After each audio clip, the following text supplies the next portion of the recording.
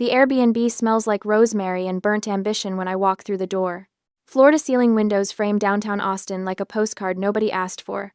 All glass towers and November sunset bleeding orange across the Colorado River. My mother has already set the Thanksgiving table with cream linens she brought from home because she doesn't trust rental silverware. Kalen connects his laptop to the massive television mounted above the limestone fireplace. His hands shake. 30 years old and still fumbling with an HDMI cable like it might bite him. Almost ready, he says to no one in particular. I take my seat between Piper and some second cousin whose name I've already forgotten. Warren, my father, pours wine with the careful attention of a man investing in his son's future. Blythe hovers near Kalen's shoulder, straightening his collar even though we're family, even though none of this requires performance. Except it does. It always does with him.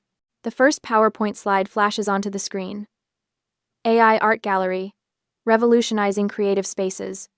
The font is Comic Sans. I press my lips together and study my water glass. So, Kalen begins, his voice cracking slightly. I've been working on this concept for 8 months now. 8 months. The same amount of time I spent closing the Riverside Plaza deal that netted my firm $4 million in management fees. He clicks to the next slide. It's a blurry screenshot of what might be AI-generated paintings, or possibly just abstract smears he found on Google Images. The intersection of technology and human creativity, he reads directly from the slide, represents an untapped market opportunity. Warren nods like Kalen just quoted scripture. Blythe actually takes notes on a small pad she pulled from her purse. I cut into my turkey. The meat is dry. Initial investment needed, Kalen continues, advancing to a slide that's just numbers in different colored fonts. $100,000. This covers gallery space lease, initial AI software licensing, and operational costs for the first 6 months. Piper shifts beside me. She's my cousin, my mother's sister's daughter, and the only person at this table who's ever asked me a direct question about my actual life. Sounds ambitious, Warren says, and I can already see him mentally liquidating something. Probably the mutual fund he said was for retirement. Kalen launches into projected revenue streams that rely entirely on words like synergy and disruption. I count the number of times he says, basically, 17. When he finally stops talking, Blythe dabs at her eyes. It's wonderful, sweetheart. So innovative. Sienna, Piper says, her voice cutting through the congratulations already forming. Are you still in Chicago? I heard you got a huge promotion. The table goes quiet. Even the second cousin, whose name I don't remember, looks up from his phone. I set down my fork with deliberate care. Actually, I'm relocating to New York. Tribeca. I closed on a place last week. Oh, that's exciting, Piper says. Renting? No, I bought it. She smiles, genuine and warm. That's amazing. What a great investment. 2.5 million. The words come out steady, factual. Cash. Hudson River view. Warren's wineglass slips from his fingers. The sound of crystal shattering against Italian marble is surprisingly loud. Red wine spreads across the cream tablecloth like a wound, dripping onto the floor in thick drops that sound like a clock counting down. Nobody moves. Kalen's face transforms, going from pale to purple in the space of a heartbeat. His fork slams down. 2.5 million? In Tribeca? Jesus Christ, Sienna. Who did you have to sleep with for that? The words hang there, ugly and impossible to take back. Blythe recovers first. Kalen, honey, you're just stressed about your presentation. Her hand reaches for his arm, but he jerks away. Warren's staring at me like I just confessed to murder. Sienna, how could you not tell us about this? The absurdity of the question nearly makes me laugh. Tell them, as if I owe them a detailed financial report, as if my success requires their permission. Kalen stands so fast his chair scrapes across the floor. This is typical. This is so fucking typical. You always have to one-up me. Always. I watch wine drip onto the floor. Steady. Rhythmic. My heartbeat feels the same way. Distant and mechanical. Somewhere in my memory, I'm 18 again. Kalen's birthday party at that downtown Chicago lounge, 200 of his closest friends, an open bar that cost Warren $10,000. My birthday dinner was 3 weeks later at Olive Garden, just the 4 of us, and Blythe spent most of it on her phone coordinating Kalen's summer trip to Barcelona. He got a BMW 3 Series with a bow on it. Navy blue, leather interior, his name on the registration. I got a refurbished Dell laptop. $300. Warren handed it to me across the breadsticks and said, "You're so practical, Sienna. You don't need the flash." Strong, Blythe called me. Over and over, my entire childhood. Sienna's the strong one. She handles everything. What they meant was, Sienna doesn't complain. Sienna doesn't need. Sienna makes it easy for us to forget her. I pick up my napkin and fold it with careful precision. When I speak, my voice doesn't shake. I earned every penny through 80-hour work weeks and deals that actually closed. I look at Warren, then Blythe, then finally Kaylin. You got a BMW at 18, I got a $300 laptop. You got $8,000 wired to Barcelona for a semester emergency that was actually bottle service. You got startup funding for 3 different failed businesses. You're just a robot, Kaylin spits, pushing numbers around. You don't create anything. You don't contribute anything meaningful to the world. Warren holds up his hand. Sienna, that's enough. Apologize to your brother. The room tilts slightly. Or maybe that's just me, finally seeing clearly. Piper's gone completely still beside me. The forgotten cousin has his phone out. Blythe is crying, mascara tracking down her cheeks in careful lines.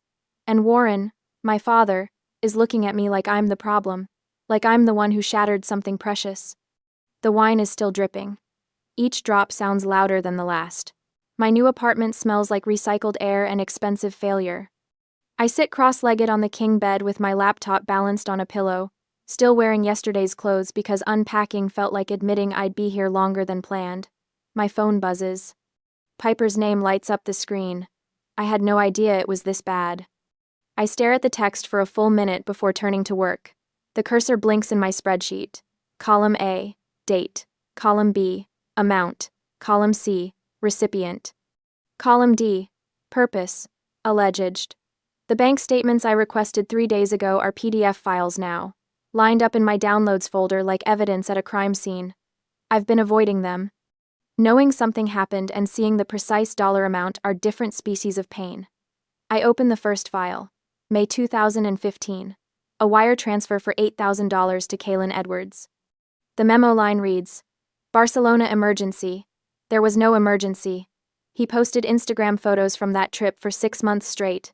Rooftop bars. Paella. A blonde girl whose name he never mentioned. The emergency was running out of money for bottle service. I copy the amount into my spreadsheet. The number sits there, neat and accusatory. June 2015. Another transfer. $3,000. Memo. Startup costs. Which startup? The organic juice bar that closed in 4 months? The app that never launched? The vintage clothing store that got evicted for unpaid rent? I keep scrolling. The transfers blur together. A parade of 4-figure failures. September 2016. $5,200. January 2017. $6,800. March 2017. $4,100. My 18th birthday gift was a refurbished laptop. Kaylin's 18th birthday gift was a BMW. The math starts adding up in ways that make my chest feel hollow. I create a new tab. Label it Comparative Analysis, because corporate language makes horrible things manageable. Age 18.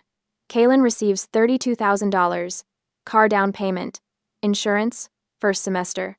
Sienna receives $300. Laptop. Age 21. Kaylin receives $15,000, DUI lawyer, court fees, car replacement, after he totaled the BMW. Sienna receives $0, paid own rent, own tuition, own existence. Age 25. Kaylin receives $28,000, first startup attempt. Sienna receives a phone call asking why she doesn't visit more often. The cursor hovers over a transfer from December 2018. $12,000. Memo. Holiday assistance. I remember that Christmas. I flew home from Chicago, arrived with gifts I'd spent 2 weeks' salary on. Kaylin showed up empty-handed, 3 hours late, wearing a Canada Goose jacket that cost more than my monthly rent. Just something I picked up, he'd said when Blythe commented on it. $12,000. That's what he picked up. My phone rings. I consider ignoring it, but Blythe's name fills the screen and muscle memory makes me answer. Sienna. Her voice cracks immediately, tears already in progress. How could you do this to us? I don't respond. The spreadsheet is up to $187,000 now, and I'm only through 2019. You've destroyed family unity. Your father can't sleep. Kalen is devastated. Kalen called me a whore at Thanksgiving dinner yesterday. He was stressed about his presentation. You know how sensitive he is. The tears shift into something sharper.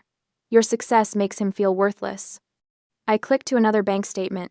March 2020, $8,000. Memo. Pandemic relief. That's not my responsibility, I say. You're his sister. Blythe's voice rises. Family takes care of each other. Family. The word tastes like something spoiled. When's the last time anyone asked how I was doing? Silence. Then. You're always fine. You're the strong one. Right. I add another line to the spreadsheet. April 2020. $6,500. May 2020. $4,200. I'm fine, which is why you favor him over your daughter. Favoring, that's not true. You're making things up. I also have bank statements. We have always invested in his potential. That's different. You cashed out your retirement fund for his Barcelona semester. Her breathing changes, gets careful. Who told you that? Dad's 401k withdrawal form was in the file cabinet. I saw it when I was home for Christmas 2016. I'd found it by accident, looking for my birth certificate. The amount had seemed shocking then. Now it just seems like part of the pattern. You had no right to go through our papers. You had no right to call me selfish for succeeding. Blythe makes a sound like something breaking. If you don't apologize to your brother, we're not coming to your housewarming. The threat lands wrong. She thinks it's leverage. I hear freedom. Okay, I say. Okay? That's all you have to say? Don't come then. I hang up before she can respond. My hands aren't shaking. That feels significant somehow. The spreadsheet is complete now. $437,000, transferred over 10 years. The number sits at the bottom of column B, highlighted in red by Excel's helpful auto-formatting. My phone buzzes again. Not Blythe this time. Warren. I let it go to voicemail. When the notification appears, I play it on speaker. Sienna, this is your father. His voice is formal, like he's leaving a message for a business associate. Your mother is very upset. Kalen is talking about seeing a therapist because of your behavior. We think you should apologize and offer him a position at your firm. He needs structure. You have the resources to help him. The message ends. I save it to a folder labeled Documentation. Then I search my email. The keyword is simple. Kalen, Sienna. The results load. 43 threads. I start with the oldest. From Warren Edwards. Subject. Ray. Graduation gift. Date. May 2014. Sienna doesn't need a party. She's not the celebrating type. Let's put that money toward Kalen's Europe trip instead. I graduated summa cum laude. Kalen had graduated 3 years later with a 2.1 gigapascals and a general studies degree that meant he'd changed majors 5 times. I keep reading. Email after email, a decade of casual dismissal. My achievements are mentioned in single sentences. Kalen's failures are discussed in paragraphs of sympathy and strategic planning. Subject. Sienna's promotion. Body. That's wonderful, honey. By the way, Kalen needs $3,000 for his new business venture, Reba. Subject.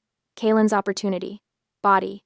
8 paragraphs about his vision, his potential, his sensitive artist soul. No mention that the opportunity was a pyramid scheme. My phone lights up. A text from an unknown number, but the message makes the sender obvious. You're tearing this family apart. Mom's crying. Dad's furious. Hope you're happy, you soulless corporate drone. I screenshot it. Add it to the documentation folder. Then I open my contacts and scroll to Kalen's name. My thumb hovers over the block button. Alistair Vance told me once that I operate like someone with no safety net. He meant it as observation, not criticism. At the time, I nodded and changed the subject because he was right, and I didn't want to explain why. I press block. The confirmation screen appears. You will no longer receive calls or messages from this contact. Delete contact? Yes. The action feels remarkably simple. 1 button press. 30 years of conditioning. Erased. My laptop screen has gone dark. When I tap the trackpad, the spreadsheet reappears. $437,000. I create a new document. Title it, Timeline of Financial Favoritism. Start typing. Every birthday. Every Christmas. Every emergency that wasn't. Every startup that failed. Every promise that my turn would come later. Later never came. Outside my window, New York is all lit windows and distant sirens. The city looks clean from 18 floors up. Manageable. Like a spreadsheet where everything adds up correctly. My phone buzzes one more time. Piper again. I believe you. If you need me to confirm anything, I will. I saw it too. I text back 4 words. Thank you. That matters. Then I return to the timeline. There's work to do. Security calls my direct line at 10:47 a.m. on a Tuesday, almost a month later. I'm 3 slides into a portfolio review when my phone vibrates across the conference table. Miss Edwards, there's a situation in the lobby? I excuse myself, stepping into the hallway where December wind rattles the windows. What kind of situation? A family member says he needs to speak with you. He's getting loud. My stomach drops. What's his name? Kalen Edwards. Should I call the police? Through the phone, I hear it, his voice echoing off marble 43 floors below. She owes me. That apartment should be mine. Give me 5 minutes, I tell security. If he's still there, yes, call them. I return to the conference room where Alistair is studying the skyline. Everything all right? My brother is in the lobby making a scene. He doesn't ask questions, just closes his laptop. Go. Handle it. By the time I reach the lobby, Kalen is pacing near reception, his winter coat unbuttoned, his face blotchy. 3 security guards form a loose perimeter. Sienna. He spots me. Finally, tell them to let me up. You need to leave. Not until we talk about what you did. His voice cracks. You destroyed Thanksgiving. Mom's been crying for weeks. I stay near the elevators, keeping distance. That's not my problem. $2.5 million. He says it like an accusation. You humiliated me in front of everyone. I stated a fact. You're selfish. You've always been selfish. Spit flies from his mouth. Several people have stopped walking. Phones out. That money should have gone to the family. Security moves closer. The lead guard speaks quietly into his radio. You need to leave, I repeat. Not until you apologize. I pull out my phone and start recording. You're trespassing. You're creating a disturbance. Leave immediately, or the police will be called. His face goes purple. This is bullshit. She's a thief. She stole my inheritance. Security escorts him toward the doors. His shouts dissolve into incoherent rage. I forward the video to my personal email. Then I head to HR. By 2 p.m., I'm sitting across from Janet Reeves, our Director of Human Resources. My phone sits between us, the video already played twice. This is the 3rd contact this week? Janet asks. 4th. He called my assistant yesterday. We'll document everything. I'm recommending you speak with legal people about a restraining order. Alistair is waiting in my office when I return. Security briefed me. Your brother sounds unstable. He's desperate. My parents have been funding his life for 30 years. How much did they give him? The number still stuns me. Over $400,000. Alistair whistles low. Jesus. Well, I got a $300 laptop. He's quiet, then pulls out his phone. I'm calling your father. You don't have to. What's the number? Warren answers on the 3rd ring. I hear his voice, tinny through the speaker. Mr. Edwards, this is Alistair Vance, managing partner at Whitmore Capital. I'm calling regarding your son's behavior at our offices this morning. What happened? He created a scene in our lobby. Security had to remove him. I'm sure it's just a misunderstanding. It's harassment. If he contacts this office again, we'll pursue legal action. Alistair's voice is steel. Your daughter is brilliant. Your son is not her responsibility. Do not contact this office again. He ends the call before Warren can respond. Thank you, I say. Don't thank me. That needed to be said. That evening, a calendar invite appears. Family Zoom call tomorrow, 7 p.m. Family discussion, in the subject line. I know what this is, an ambush. Piper texts 5 minutes later. Did you get the Zoom invite? This feels like a setup.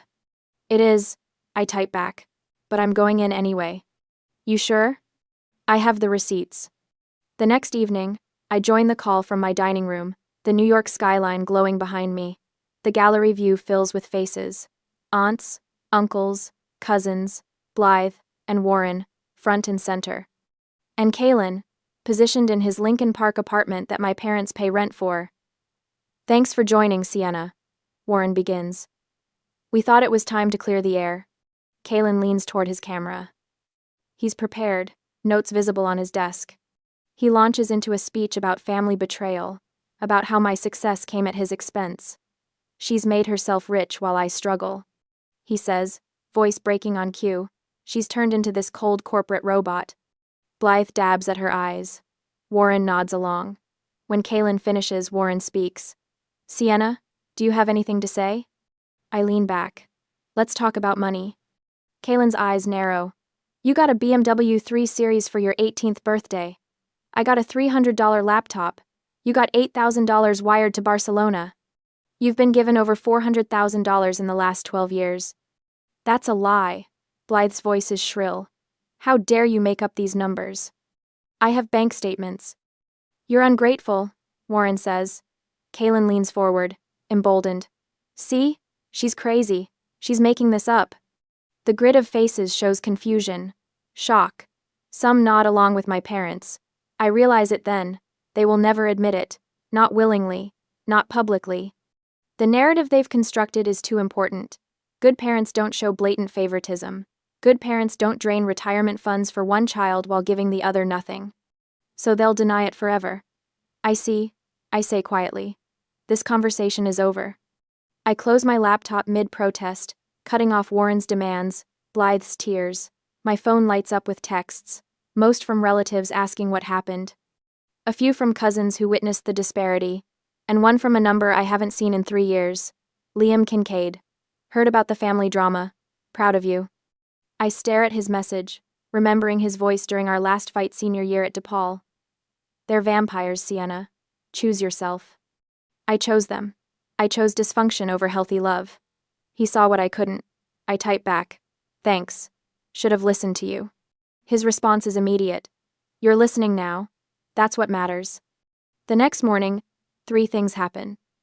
Janet emails me a harassment documentation packet. Alistair delivers a security system for my Tribeca condo to my desk. And Piper calls. 3 aunts texted me after Zoom, she says. They admitted they saw favoritism.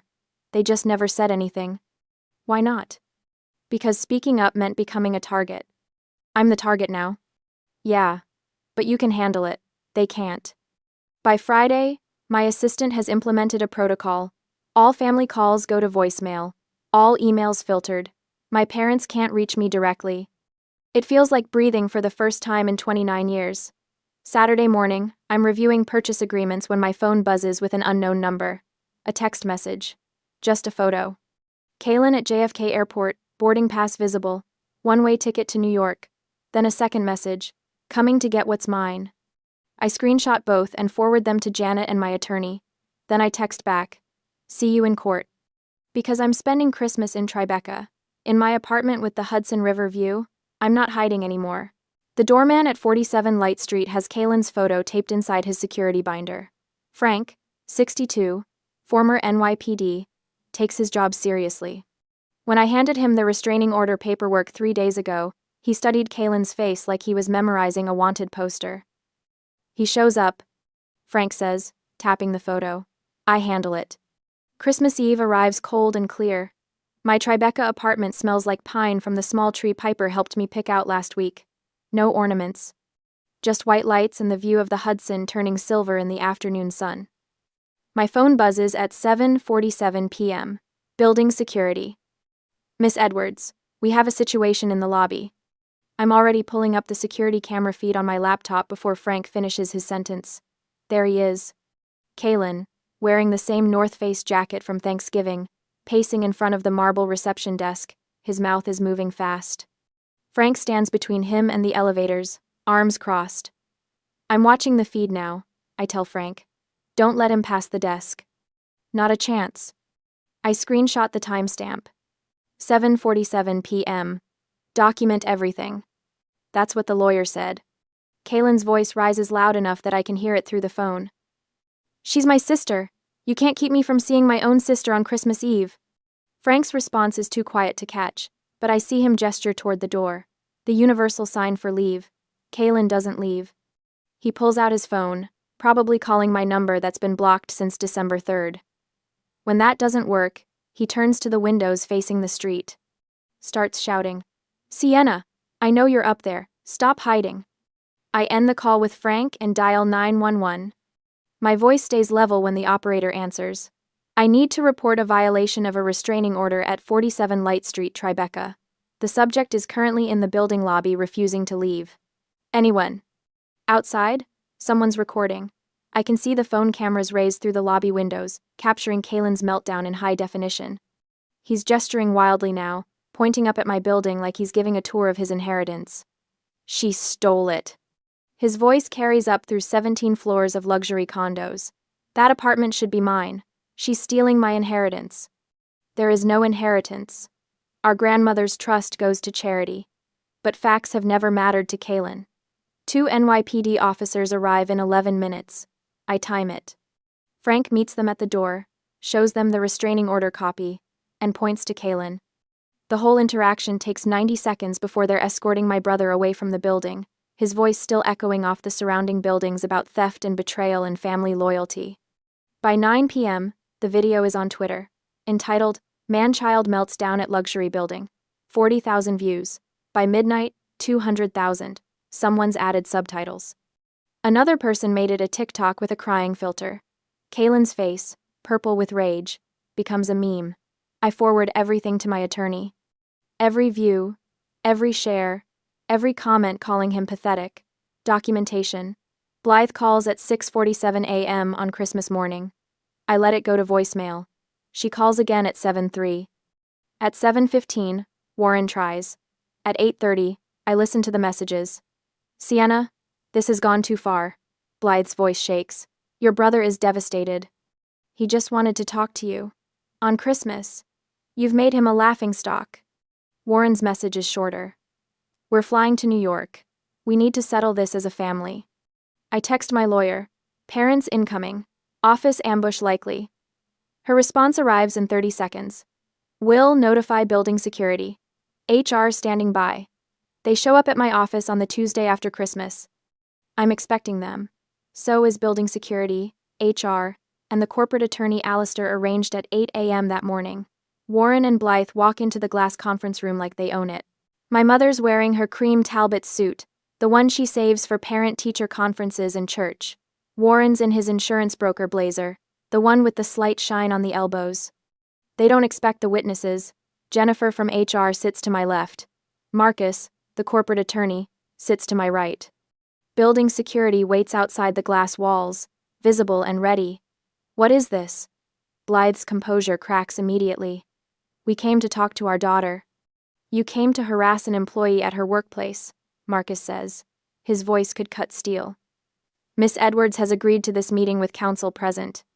I set my phone on the table, recording light visible. "Legal in New York with notice," which Marcus just provided. "Sienna, please." Warren tries his reasonable father's voice. "We just want to understand. Why are you doing this to Kaylin?" "Tell me about the investment strategy," I say. My voice could be discussing market trends. $400,000 over 12 years. Walk me through the logic. Blythe's eyes dart to Warren. He shifts in his chair. "We invested in Kaylin because he needed help," Blythe says finally. "You were always so capable. You didn't need us." There it is. I tap my phone screen, marking the timestamp. "So, my capability disqualified me from equal treatment," I say. Not a question. Warren leans forward. "Your success was supposed to support the family. That's what families do. The strong ones help the struggling ones." Marcus writes something down. Jennifer's face stays neutral, but her fingers tighten around her pen. "Can you repeat that?" I ask Warren. "For clarity." "You were supposed to help your brother," Warren says, his voice rising. "You make millions. He's struggling. Family means helping each other." I stop the recording, tap it twice. The playback fills the conference room. "Your success was supposed to support the family." Blythe's face goes white. Warren's mouth opens, then closes. That recording will be provided to our legal team, Marcus says, standing. This meeting is over. Any further contact with Miss Edwards will be considered harassment and will be met with immediate legal action. Security escorts them out. Blythe's crying. Warren's arguing with the guard about rights and family and respect. The elevator doors close on his protests. Jennifer touches my shoulder before she leaves. I have 3 brothers, she says quietly. I understand. Back in my office, the emails are already coming in. Piper's created a shared drive. Family documentation, she's titled it. Inside are folders, financial records, witness statements, social media evidence, Aunt Linda's contribution, photos from our 18th birthday, Kaylin's lounge party with the ice sculpture, my Olive Garden dinner, 4 people around a table meant for 8, cousin Marcus, a video of Kaylin's Barcelona stories, bragging about bottle service that cost $8,000 in one night. 3 more cousins submit written statements. They all start the same way. I witnessed preferential treatment. Alistair emails at noon. Corporate counsel is yours for as long as you need. Nobody threatens my directors. The investment firm posts a statement on LinkedIn that afternoon. We stand behind our managing director and her exemplary professional record. By week's end, Kaylin's AI art gallery investors are demanding refunds. His Instagram rants about family betrayal get screenshotted by my legal team. His threats about exposing family secrets are documented, time-stamped, forwarded. Warren's insurance firm receives an anonymous complaint about his son's public behavior. Nothing actionable, but enough to raise questions.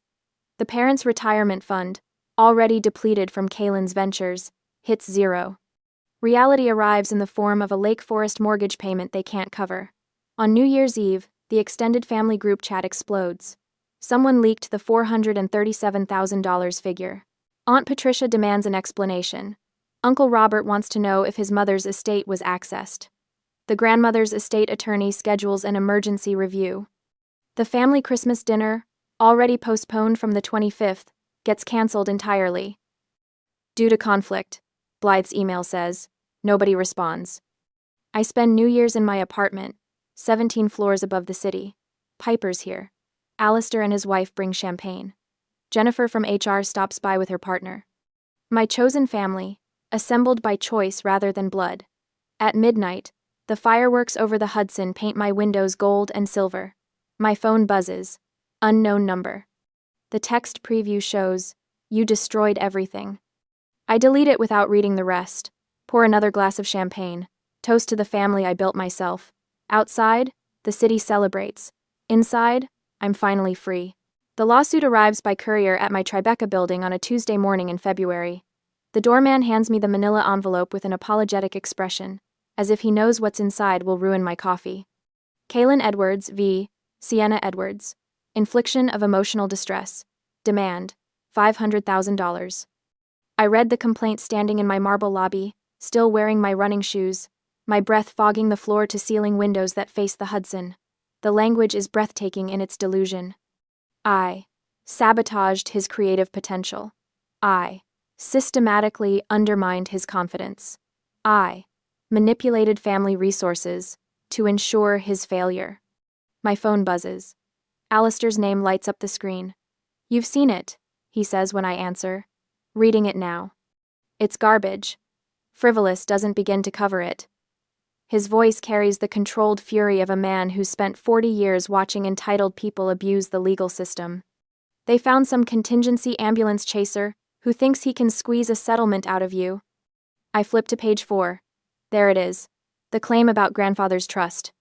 They're saying I influenced the estate distribution, that I manipulated a dying man to cut Kaylin out of inheritance he was supposedly owed. My grandfather left me $50,000 for graduate school. He left Kaylin nothing because Kaylin never visited him, not once during the 18 months he spent in hospice care. They want forensic accounting. I tell Alistair. Full disclosure of all my assets. Of course they do. It's a fishing expedition. Papers rustle on his end. They're also threatening to go public with unspecified family secrets unless you settle for $250,000. I walk to my window. A ferry crosses the river below, small and determined against the current. Let them go public, I say. 3 weeks later, discovery begins. My legal team is led by Patricia Morrison, a litigator who made her name destroying fraudulent personal injury claims. She has silver hair cut sharp as a blade and eyes that could calculate your net worth from across a courtroom. This will get ugly, she warns me during our first meeting in her midtown office. They've listed your parents as character witnesses. They're claiming a pattern of emotional abuse dating back to childhood. Good. I slide a thumb drive across her conference table. Because I have documentation dating back just as far. She plugs it into her laptop. Her expression doesn't change as she scrolls through the files, but her fingers pause on the mouse for just a moment when she reaches the spreadsheet. 437,000, she says quietly. 437,000.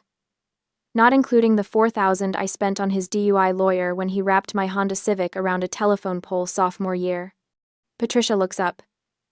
You paid for that? With my summer savings. I was supposed to buy a used car for my junior year. Took the bus instead. She makes a note. We'll need bank statements proving the transfers. I have 10 years of statements. Every birthday check they wrote him. Every emergency wire. Every failed business they funded. I meet her eyes. And I have the text messages where my mother admitted they did it because I didn't need help. Discovery reveals things even I didn't know. The deposition transcripts arrive in March, thick binders that Patricia walks me through in her office, while sleet batters the windows. Warren's testimony, page 47. We viewed Sienna as our retirement plan. She was always going to be successful. Kaylin needed more support. Blythe's testimony, page 62. The birthday parties were different because Kaylin is more social. He needed those experiences. Sienna preferred quiet celebrations. The lies are so smooth they've almost convinced themselves. But then there's page 93, where Patricia asked Blythe about the BMW versus the laptop. Well, yes, there was a disparity, but Sienna never complained. Did you ask if she minded? Long pause, recorded by the court reporter as lasting 14 seconds. No. Kaylin's deposition is a masterpiece of unforced error. Patricia barely has to push. He unravels like a sweater with one thread pulled. Name one business venture that generated revenue, she asks. The art gallery concept was solid. The market just wasn't ready. Did you lease gallery space? I was in the planning phase. For how long? 8 months. What did you do during those 8 months? Market research, competitive analysis. Can you provide documentation of this research? Silence. Then, it was mostly conceptual. Patricia has printed out his social media posts, laid them in a neat timeline across the conference table. December tweets calling me a corporate sociopath. January Instagram rants about family betrayal. The February post compares me to Scrooge. Somehow managing to get both the Dickens reference and the basic plot wrong. Did you write these? Patricia asks. I was emotional. She just humiliated us at Thanksgiving. By purchasing real estate with her own money? His lawyer objects, but the damage is done. Every word is a court record now, permanent as concrete. The trial date is set for late March. Manhattan Supreme Court, a building that smells like old wood and older grudges. The courtroom has mahogany panels and marble floors, columns that rise toward vaulted ceilings, windows that let in sharp spring light. I wear charcoal gray. Kaylin wears a suit that doesn't fit right, the jacket pulling across his shoulders, the pants puddling over shoes he clearly borrowed. Patricia's opening statement is surgical. She projects the PowerPoint onto the courtroom screen. The same financial data I compiled in that Chicago hotel room, now presented as Exhibit A through M. Every transfer documented. Every disparity is quantified. The BMW versus laptop photo becomes evidence. Patricia has it blown up poster size. The judge studies it for a long moment, his reading glasses sliding down his nose. 18 years old. Patricia says, same parents, same birthday, 3 weeks apart, $30,000 car versus $300 laptop. Warren sits in the gallery behind Kaylin, his face the color of an old newspaper. Blythe dabs at her eyes with tissue, but the judge doesn't look at her. He's reading the bank statements now, following the trail of money with one finger. Our forensic accountant testifies on day 2. Richard Brennan, 30 years of experience. A man who once traced mob money through 14 shell corporations. He walks the court through every transfer, his voice steady and bored. like he's reading a grocery list. Between ages 18 and 30, the defendant's brother received approximately $437,000 from their parents. The plaintiff received in that same period approximately $8,000, primarily in the form of small holiday gifts. Kalen's lawyer objects. Relevance, Your Honor. This case is about emotional distress, not family finances. The finances establish the pattern of favoritism, Patricia counters, which directly relates to the defendant's claim that my client sabotaged him. The judge nods. Overruled. Continue, Mr. Brennan. Alistair testifies on day 3. He wears the same expression he uses in board meetings when someone presents a bad quarterly report, disappointed but unsurprised. In 10 years of working with Miss Edwards, I have never witnessed unethical behavior. She is meticulous, honest, and arguably the most talented analyst I've supervised. Kalen's lawyer tries to rattle him. Isn't it true you have a personal relationship with the plaintiff? I'm her mentor. Yes. Doesn't that bias your testimony? Alistair removes his glasses, polishes them with a handkerchief. I've mentored 47 analysts in my career. 3 have made managing director before age 30. Sienna is one of them. That's not biased. That's pattern recognition. Piper testifies. Liam sends a written statement from California, describing the family dynamics he witnessed in college. 3 of my colleagues provide character references. The video compilation plays on day 4. Kalen's Christmas Eve meltdown outside my building, his screaming about inheritance and theft, the NYPD officers trying to calm him down. Then clips from his social media, the rants and accusations, his claim that I stole his destiny. The judge watches without expression. When it ends, he makes a note on his pad. Kalen takes the stand on day 5. Patricia approaches him the way you'd approach a snake that's already bitten someone. Mr. Edwards, can you name one business venture that succeeded? They would have succeeded with proper funding. That's not what I asked. Name one that succeeded, generated profit, paid its own expenses. His jaw works. The market conditions weren't favorable. For 12 years? Not one favorable market condition? You don't understand creative industries. Patricia picks up a document. I have your student loan history here. You attended DePaul University for 6 years, changing majors 4 times, and left without a degree. Your parents paid $118,000 in tuition. Is that correct? I was finding myself. And did you? Find yourself? The courtroom is silent except for someone's phone buzzing in the gallery. The judge glances toward the sound, annoyed. I'm an artist, Kalen finally says. Show me the art. He has nothing. No portfolio, no exhibitions, no sales. Just concepts and plans and dreams funded by people who should have known better. The judge's ruling comes down the next morning.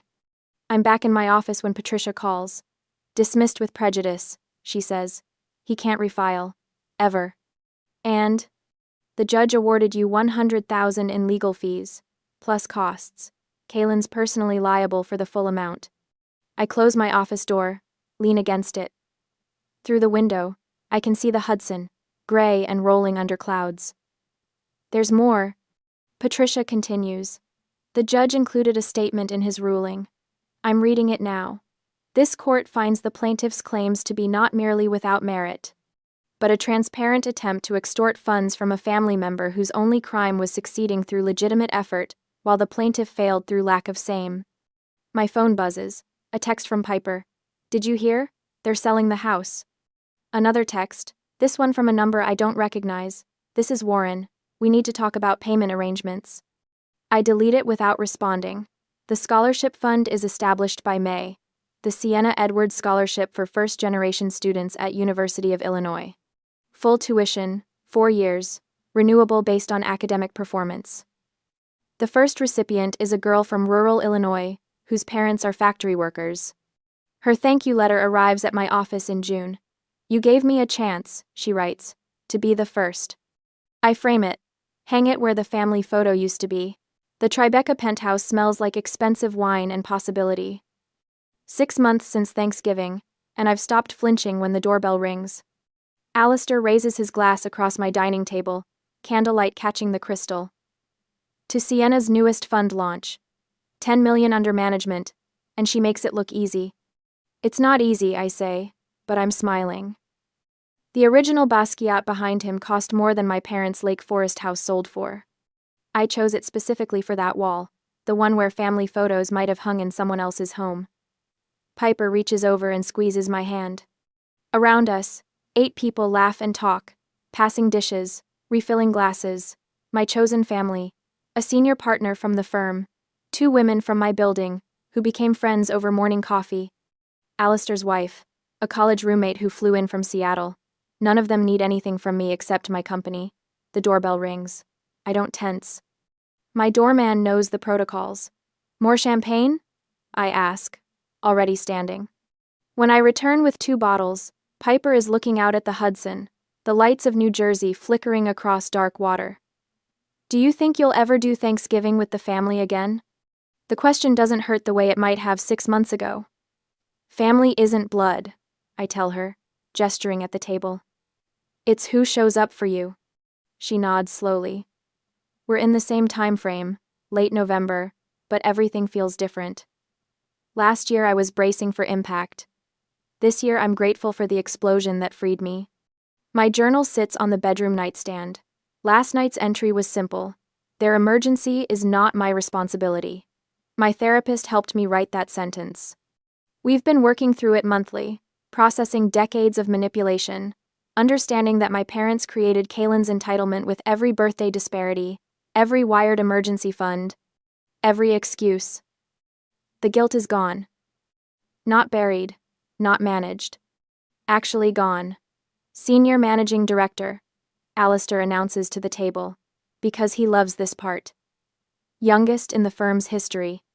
Stop, I say, but I'm laughing. My phone buzzes. A text from Liam. Heard about the promotion. Always knew you'd choose yourself eventually. Proud of you. I type back quickly. Thank you. For everything. His response is immediate. You did this, not me. But he saw it first, and saw what I couldn't. That's worth acknowledging. The dinner conversation shifts to someone's terrible contractor, then to summer travel plans. Normal problems. Solvable problems. Nobody needs me to rescue them from the consequences they created. Later, after everyone leaves, Piper helps me clear plates. I meant to tell you, she says, that young woman you've been mentoring? She finally set boundaries with her mother. My mentee, 26, brilliant, drowning in family obligation. I told her my story at a women's leadership conference in March, showed her the spreadsheet. Explained how documentation became freedom. Good for her, I say, and mean it. The UIUC Scholarship Fund is supporting 5 students now. The legal settlement from Kaylin bought them futures he never bothered to build for himself. My legacy isn't the money I made, it's the pattern I broke. My laptop shows an unread email notification. Warren's name in the sender field. I don't open it. I drag it directly to the trash, then empty the folder. A birthday card arrived yesterday with a Lake Forest postmark. Blythe's handwriting on the envelope. I gave it back to the doorman, marked return to sender. Last week someone tried to bring DoorDash breakfast to my building. The order name was Kaylin. My doorman, a magnificent man, refused the delivery. Their narrative is no longer my concern. I pour myself the last of the champagne and walk to the terrace. Manhattan spreads below me, 8 million people living their complicated lives. The November air is cold, but I don't go inside. My phone buzzes. Unknown number. The preview shows enough. You destroyed us. I don't read the full message. My thumb hovers over it for less than a second before I delete it. The truth settles in my chest, warm and final. I didn't destroy them. I stopped enabling their destruction of me. I raise my glass to the skyline, to the life I built brick by brick, while they expected me to crumble. To the family we choose, I say to the night. The champagne tastes like freedom.